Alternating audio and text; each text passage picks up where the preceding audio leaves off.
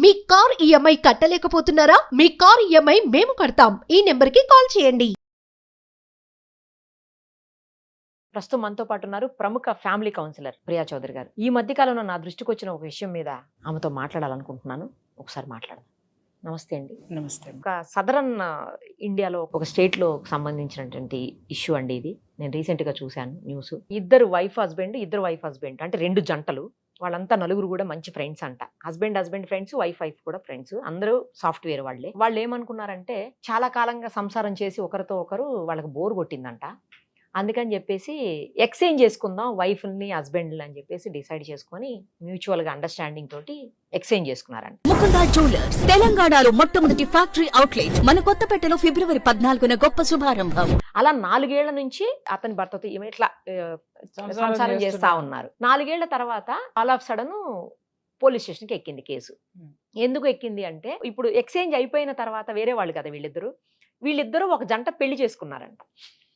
పెళ్లి చేసుకునేసరికి అవతల అతను నా భార్యను నువ్వెలా పెళ్లి చేసుకుంటావు అని చెప్పేసి కోర్టుకి ఎక్కాడు. మరి వీడి భార్యని వాడికి ఎలా ఇచ్చాడు? ఇచ్చినప్పుడు అది అక్కడతో ఎందుకు ఆగుతుంది? వాళ్ళ మధ్య ఒక బాండింగ్ ఏర్పడింది, ఒక ప్రేమ ఏర్పడింది, ఒక అండర్స్టాండింగ్ ఏర్పడింది, పెళ్లి చేసుకున్నారు. దానికి ఇంకా వీడి పోలీస్ స్టేషన్కి ఎక్కటం దేనికి? ఇదే నేను చెప్తున్నాను నిరుపమ. చాలా విషయాల్లో కూడా నేను చెప్తున్నాను ఏంటి అని అంటే, సుప్రీంకోర్టు తీర్పిచ్చింది ఎవరితోనైనా బతకడానికి అని చెప్పేసి, అని బతికితే ఎట్టకే ఏడుస్తాయి కాపురాలన్నీ, దరిద్రాలన్నీ ఇలాగే సస్తాయి. మనం ఆ దరిద్రాల గురించి మళ్ళీ మాట్లాడుకోవాలి అని అంటే కూడా ఇంకా జుగుప్స కలుగుతోంది. జుగుప్స అనే కంటే డిక్షనరీలో ఇంకా వేరే పదం ఏదన్నా ఉంటే అది వాడి బోర్ కొట్టింది నాకు కూడా. ఇంకా వేరే పదం ఏదన్నా ఉంటే అది వాడాలన్నమాట. అసహ్యం అని కూడా అంటే ఎంత దరిద్రపు చెత్తనా కొడుకులు, చెత్త ఆడాలని తిట్టకూడదు కాబట్టి దాని మొగుడిని ఇది, దీని మొగుడిని అది, ఆడి పెళ్ళాన్ని వీడి పెళ్ళాన్ని వాడు వేసుకొని తిరిగిన తర్వాత ఊరే అన్నీ అయిపోయిన తర్వాత పెళ్లి చేసుకుంటే నీకు వచ్చిన నష్టం ఏంది? అయిపోయింది కదా, దాంతో పోతే నువ్వు దీన్ని తీసుకో అంటే ఇది వీడికి నచ్చలేదా? ఇక్కడ ఎందుకు వాడు కోర్టుకు ఎక్కాడంటే 2 విషయాలు. దానికి ఆస్తిపాస్తులన్నా ఉండాలి, లేదా వీడికున్న పిల్లలకి తల్లి కావాలి కదా. ఇది తల్లిగా ఒకవేళ పిల్లల ప్రస్తావన అయితే ఆ న్యూస్ లో రాలేదండి ఎక్కడ. కారణాలు రావు, ఇది ఒక్కటే హైలైట్ కాబట్టి ఇదే చేస్తారు. అదే మనకు వచ్చిన దౌర్భాగ్యం ఏంటంటే విశ్లేషణ ఉండదు మనకి. వచ్చిందా తీసామా వేసామా అవతలకి, మనం విశ్లేషణ చేసి తీరాలి. ఇక్కడ 2 విషయాలు. ఆ అమ్మాయి బాగా ఉద్యోగం చేస్తుందా, బాగా జీతం సంపాదిస్తుందా, లేకపోతే ఆస్తిపాస్తులు ఉన్నాయా, లేకపోతే వీడికి ఉన్నటువంటి ఈ అమ్మాయికి వీడికి ఉన్నటువంటి పిల్లల్ని ఇంకొక అమ్మాయిని ఒకవేళ దీనికి వీడికి ముడిపడి ఉండదు, ఏదో ఎంజాయ్ చేస్తున్నారు. వీళ్ళిద్దరికి పాపం శరీరాలు కలిసినాయి కానీ వీళ్ళిద్దరికి మనసులు కలవలేదు, అది ఒక ప్రాబ్లం అయి ఉంటుంది. మరి వీడి పిల్లల్ని ఎవడ దేకాలా? కరెక్ట్. ఆ విషయం వచ్చి ఉండొచ్చు. లేదా నేను పెళ్లి చేసుకున్న దాన్ని మీరిద్దరు ప్రేమించేసుకుంటే ఎట్ట కుదురుతుంది? మేమిద్దరం ప్రేమించుకోలేదు కదా. అరే మీరు అంత అడ్వాన్స్డ్ వెళ్ళిపోతే నేనెట్ట ఒప్పుకుంటా? నేను ఒప్పుకోను. మీరిద్దరు ఒకటైపోతే ఎట్లా?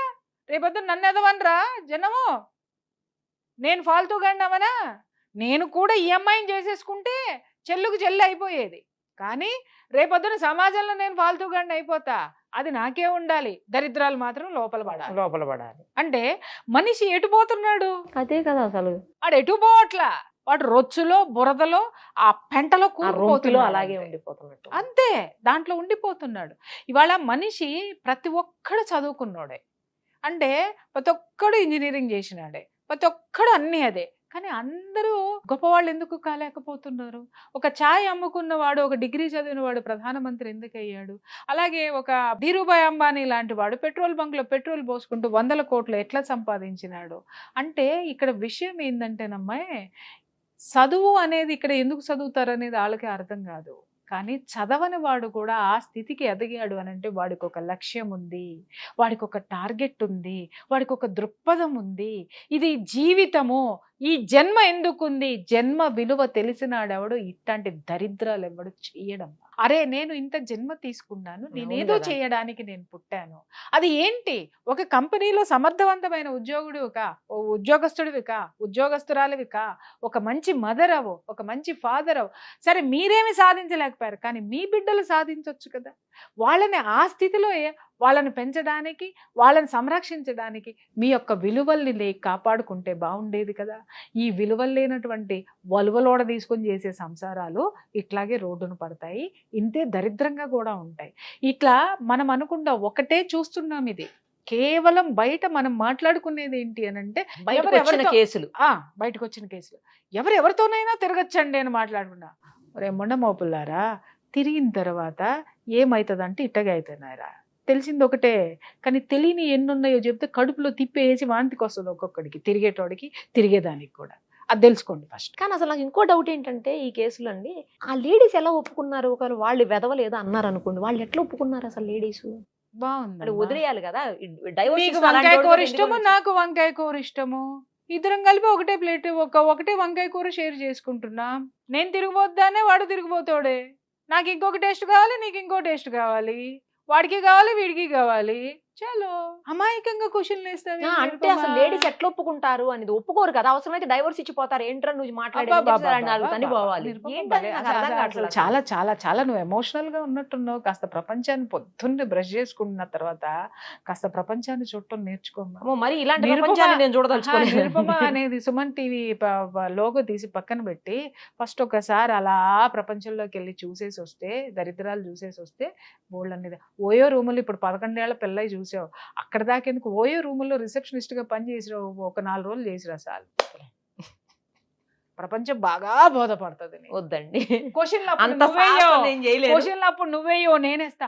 అదేంటి నిరుపమా ఇలాగా ఏంట్రా ఏంటి ఇలా చెప్తున్నా అని అప్పుడు నేను అడగాలి, నువ్వు చెప్పు. నాకు అప్పుడు అక్కడ రిసెప్షనిస్ట్ పోస్ట్ కావాలంటే నాకు ఒక గన్నుకి లైసెన్స్ కూడా ఇచ్చి పంపించాలి. అంత అవసరం అది నీకెందుకు? ఆధారిద్రాలు నీకెందుకు? ఆడవాడు ఎట్టబోతే నీకెందుకు? నీ జీతం నీకు అలాంటి చండాలన్నీ నువ్వు చూసావా?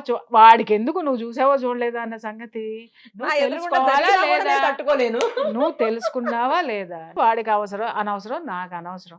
నా జీవితం నాది, నువ్వెవడో అడగడానికి, నువ్వెవడో అడగడానికి. కాబట్టి నా బతుకు నాది, నా జీవితం నాది, నా ఇష్టం నాది.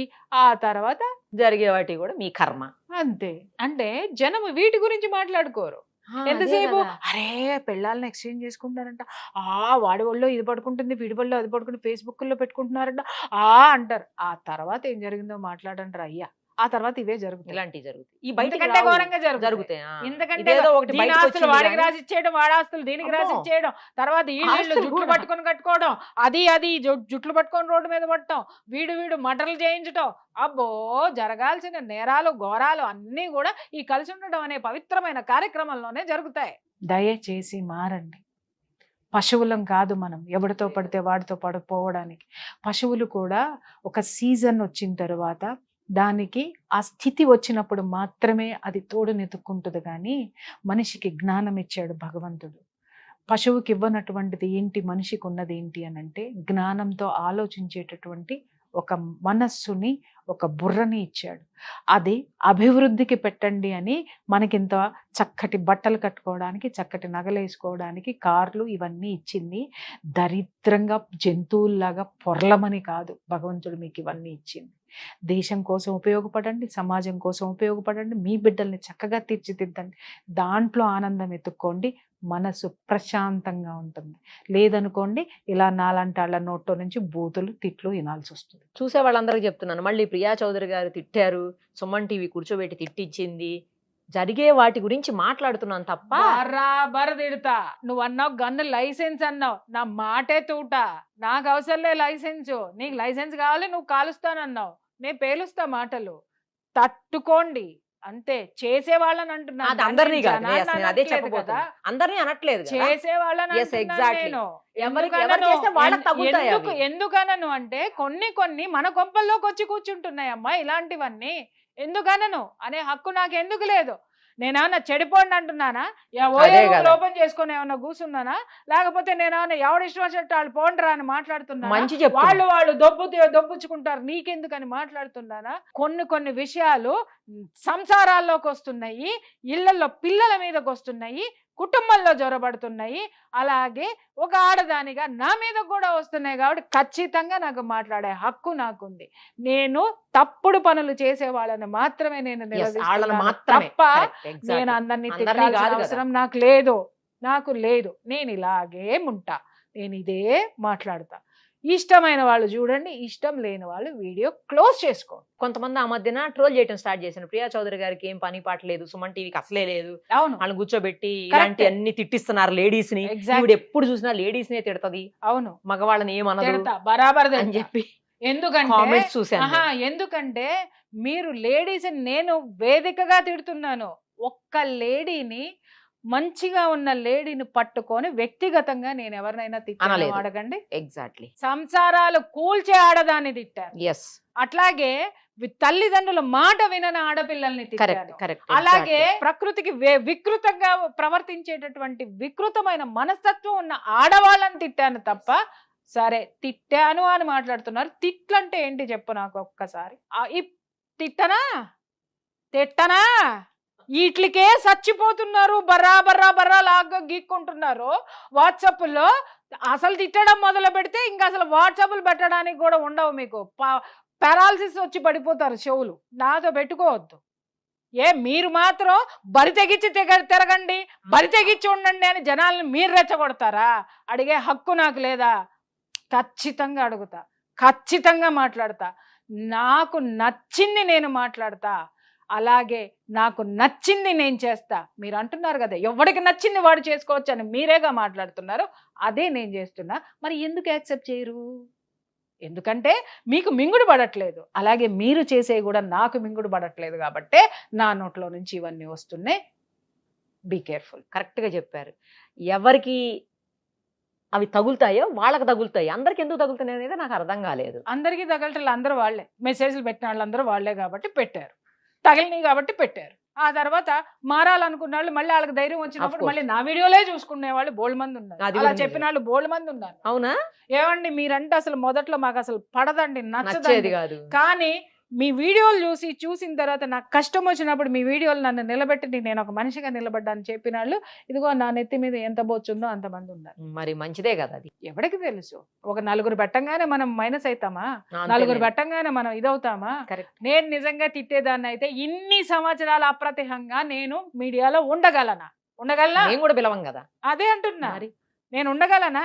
నన్ను ఉంచేటోళ్ళ చెప్తున్నారు కాబట్టి మరి కొన్ని సందర్భాల్లో తెలియకపోవచ్చు. వాళ్ళకి ఏం తెలుసు? వాళ్ళు మూసగా ఒక ఒక ఒక ఇజాన్ని పట్టుకొని వాడు ఏం చేసినా అపోజిట్ గా పోవడమే, వ్యతిరేకంగా పోవడం అనేది ఊరందరిది ఒకదారి అయితే ఉలిపి కట్టిది ఒకదారి అన్నట్టుగా అందరూ ధర్మంగా బ్రతకండి అని అంటే ఎందుకు ధర్మంగా బ్రతకాలి అని నువ్వు మాట్లాడుతుంటే, నా దేశ ధర్మాన్ని కాపాడుకోవడం కోసం, నా స్త్రీ యొక్క అస్తిత్వాన్ని కాపాడటం కోసం నేను నా తోటి స్త్రీలను హెచ్చరించే తీరుతా.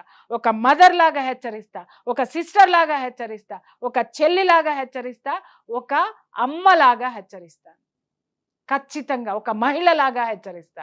ఖచ్చితంగా హెచ్చరించి తీరేదే. ప్రశ్నించేవాడు లేకపోతే ఇక్కడ సమాజం ఎప్పుడు మారాలి? మారింది. నా వల్ల సమాజం చాలా మారింది, గర్వంగా చెప్పుకోగలను నేను.